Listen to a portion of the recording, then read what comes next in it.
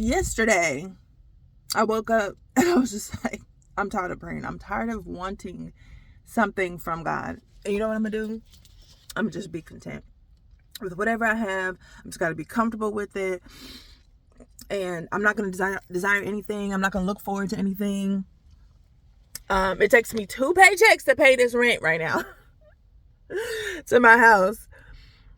And because I have to pay a $200 late fee, but I'm glad I'm even able to do that, because it was the 17th yesterday, and I still haven't paid my rent. But that's how it's been going. So I was just like, this is just how much money I make, and I just can't be fixing nothing, can't nothing break. But there was something about that I was just like really bothered with, because I was just like, I'm just gonna choose to be okay with how much money I make, and I'm not gonna look for no second job. I'm tired because I got 2 interests. One was to be a police officer, and one was to be a fare enforcement officer on the train. And just when people get on, they be trying to steal the service of a ride, right? So I don't want to do none of that. If that's what they trying to do, okay, well, it's not bothering me. I do not want to do anything. I do not want to be a police officer.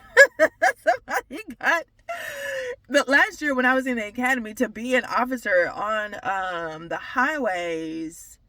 The sergeant of our class, which was just like the best student at that time, making the grades and just performance, and like setting the scene for just like a stand-up student for that class of 64 members, 64 students. He actually got murdered this month, and then there was someone killed yesterday in the jails by an inmate, and just, it was very cowardly.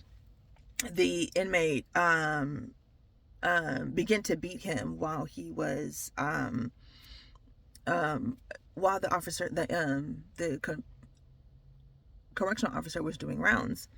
And usually rounds are made by 2 officers and 2 or more, but it's things like this that are rare. However, it's even more rare when you're not even in that job, when you're not even in that field, in that career at all. You know what I mean? So I was like, where's my master's? Where can it be used? So I started applying to careers in to be adjunct faculty at a community college. I was like, let me do that.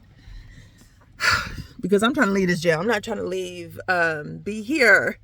I was a correctional officer, and the money was good. And that's when I knew that I was like, oh my God, I need financial management. Because how is it I had no money, being not working, and then I got a job and I was able to leave the situation I was in, and I'm making $2,000 per check, and at the end of the month I'll be having $78.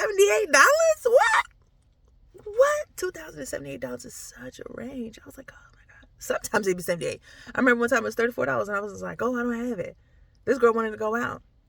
I hadn't seen her in a while. I was like, I ain't going out. No, I can't afford to risk that. I was like, I really can't do a drink and maybe 1 meal, but I have 3. No.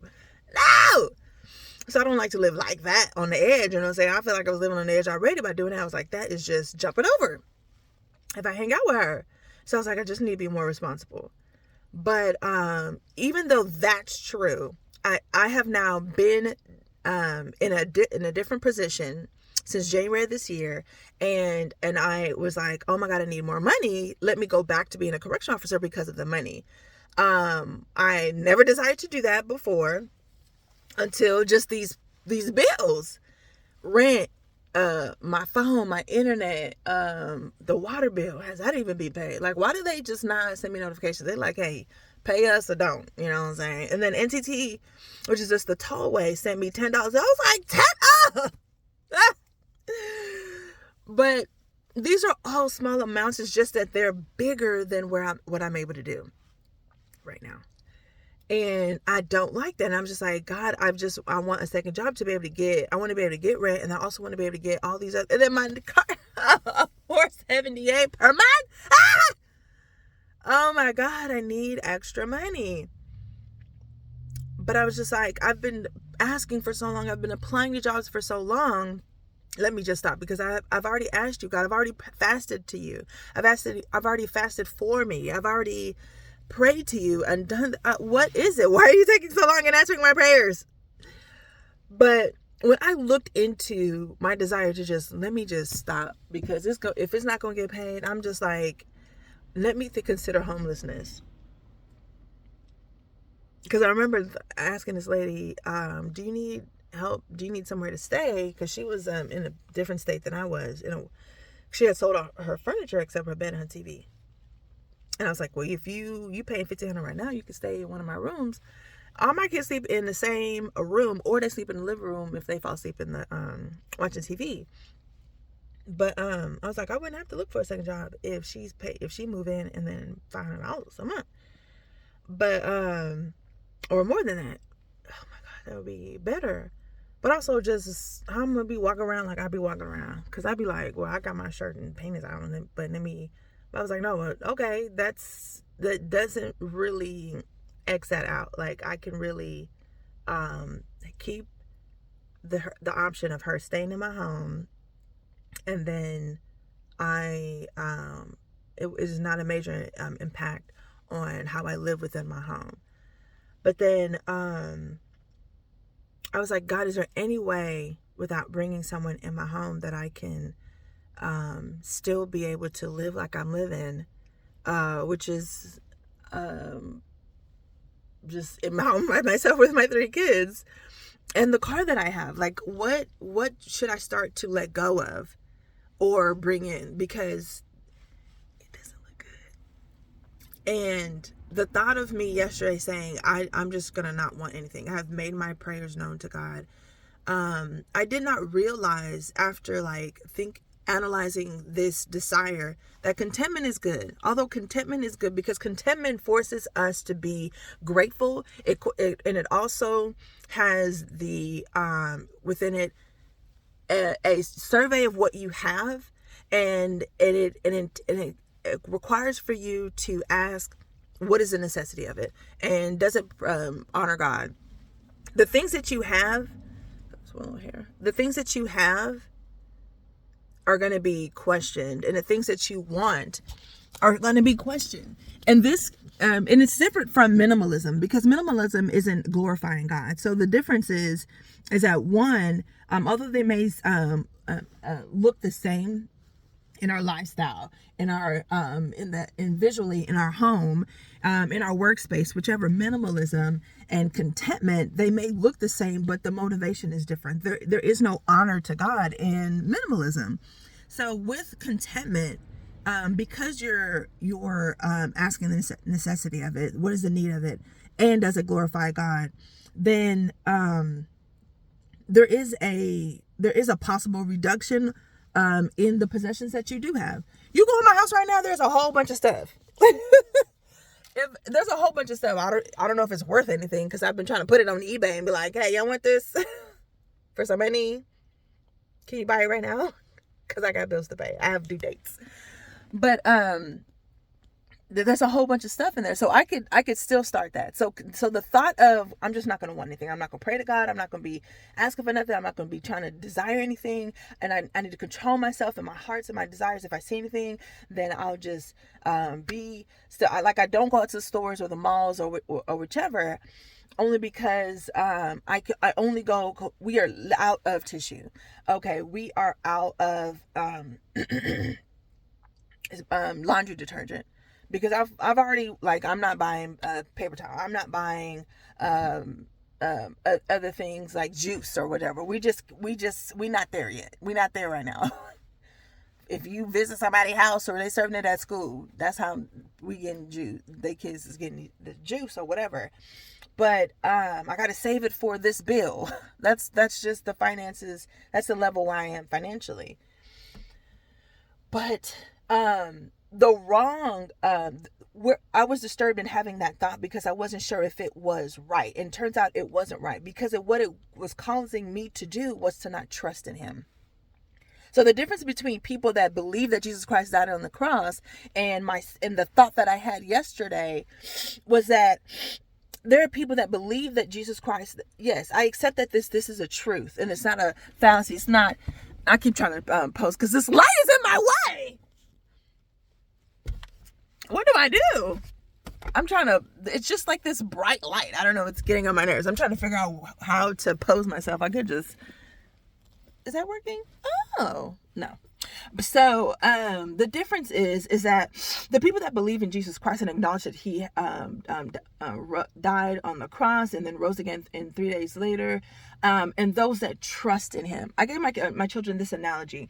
So if the game is right here and we are playing and tossing the ball here, I throw to my kids and Ebu throws back at me. When I throw the ball forward in a different direction, and then my son goes out for it to go and pick up that ball, if I follow him through, I asked my son, did I trust that you were going to get that ball and return it back to us here where the game is? He said, no, you didn't trust me because you followed me out and you actually tried to see if you're going to need to pick up the ball by yourself. I said, this is what people that trust in the Lord are differentiating their lifestyle and their behaviors from those who just believe that God exists. Those who believe that God exists and don't trust in him are going to see me throw the ball, and they're going to run out there with my son, even though they see him running out there. Whether they see him or not, if that ball runs out, they're gonna fall. They're gonna go and pick up that ball. But those who trust in the Lord are going to run out there. Are going to see the ball be thrown out there, but stay right here. And that thought that I had yesterday, that is me saying, I'm going to see the ball being thrown out there, and I'm not even going to look or wait. It's me walking away from the game. I walked away. Because I said, that's it. I'm not even going to give God the opportunity to return the ball back here where the game is. So that's even worse. The thought that I had where I'm not even going to pray, I'm not even going to be asking God for nothing, I'm not even going to be desiring anything, let me just shut my eyes to the world and only pay attention to my bills. And what? No. That's worse. I'm not even giving God, not only am I seeing God do what is miraculous, I am seeing him do what is miraculous and disconnecting myself from being a recipient of his miracle, of his love, of him to express whatever he is and the existence that God is in my life. I'm walking away from the game. Guess that's it. Guess it's over. I'll never be able to play the ball game again. And that's what I was choosing to do yesterday. But there was something disturbing me. It was like, I'll never pray again. I don't want to do. I just didn't want to be always in this want. I'm always in this wanting. I need this. I need that. And I would love to just not have financial anxiety. Oh, another bill of $170 this. It was $174. I was like, oh. I would love to go and sit down and watch TV, but no, I need to look for another job. And just they are hiring police officers. That's great. However, I'm also not interested. As much as you want some, I don't want to. But I keep telling myself, just stay in there long enough until I can get my bills paid. But the bill's gonna come that next month. It don't make sense. So, or just stay in there long enough until I can transition to something else, or I could be studying at night for something where I can open up more opportunities for myself. That was my plan. But I said the same thing when I was a correctional officer, and I was always exhausted emotionally as well, because it just did it was very taxing to be there, and I didn't realize how much it weighed on me emotionally and like visually, to where now I feel like maybe I can be prepared and I could go back into that field and still try to study at night or something like that. But there's just some things when you close your eyes, you'll still be able to see it again. But I just really wanted my bills paid, and I want this and I want that and I want that. And so to shut that feeling off, this is why a lot of people take their life, because of overwhelming feelings of the world, emotional, financial, and sometimes emotional can just be a heartbreak or embarrassment or loss. That overwhelming feeling, you want to escape it, and so you're trying to be in control of the pivot.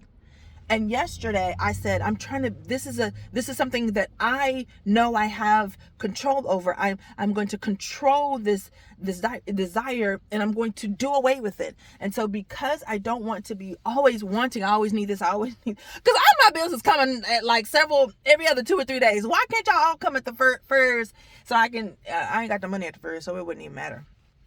If they come at the first or any other day between that first and the 31st, it wouldn't.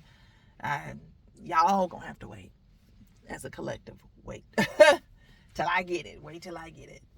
But I was trying to control the want, and by doing away with it, by saying, as of now, I'm not gonna want anymore. I'm gonna be content, because I would rather just be in a new state, which is I don't desire anything, and I was trying to see what I could do away with so I could live even less, and I'm like, I'm already doing less, but I was like, well, let's even try to do less. What can I do away with?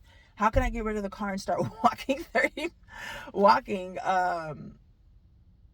and maybe ride the bus or something. But then how will I pick my kids up with the bus? And then,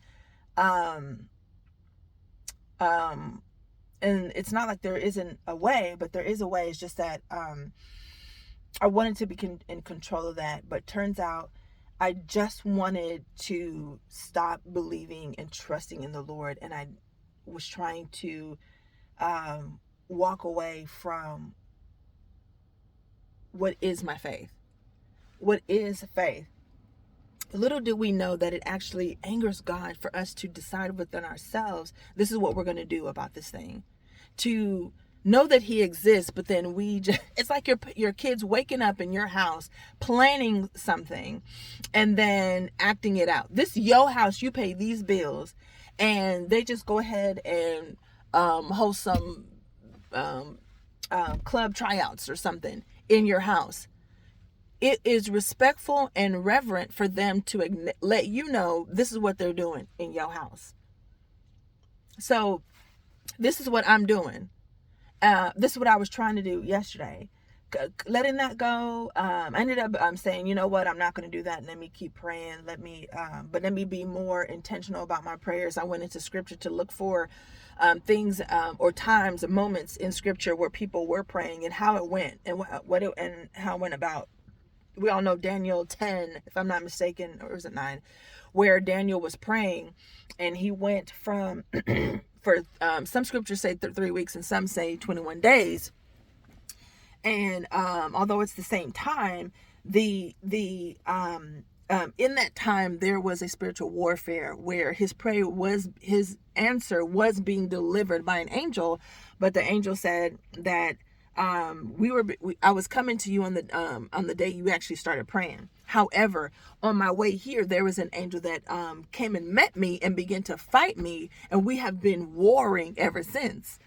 And so this is why 21 in Christianity is very significant when it comes to prayer, because there are some prayers that do take that many days of prayer in order to transpire into the physical realm, because of what the answer may do in the physical realm, because of what may already be encompassing that territory, have it be a person, place, or thing, organization, a company, whichever. There may be something already occupying that place, that space. And whoever is asking God, whoever is praying on the Lord, whoever is asking for the intervention of God to come into this person, this place, this situation, it may be a spiritual warfare in order for that prayer to be answered. And so I've seen a decline in my like career wise, and this is not even my preferred career. So yes, this would garner a intentional 21-day prayer to be declining in an area where you don't even want to be here in the first place, and to be doing to just be showing the signs that I'm showing